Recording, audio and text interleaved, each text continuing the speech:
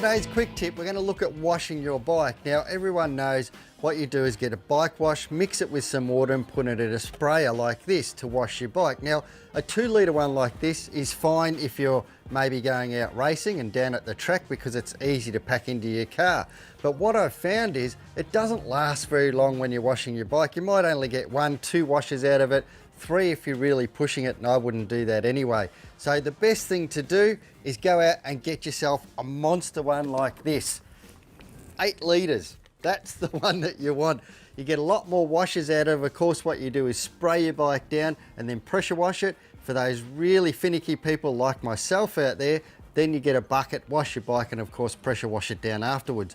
But with 8 litres, you get to mix a lot more up. You're not mixing all the time like you do with the 2-litre ones. You're not running out halfway through spraying your bike through a wash. All you got to do is get one of these. They last you probably 5 or 6 times. Get down to your local hardware store and buy the biggest one you can get. I've found this 8-litre one to be perfect. I'm getting 4 or 5 washes out of it before I have to refill it again. And of course, when I'm coming home and the daylight's running out, I don't have to worry about mixing up a 2-litre one to spray your bike down and get your bike washed.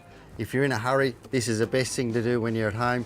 So there's my quick tip. It's all about saving time when you're washing your bike. Get down to your local hardware store and pick yourself up and get washing.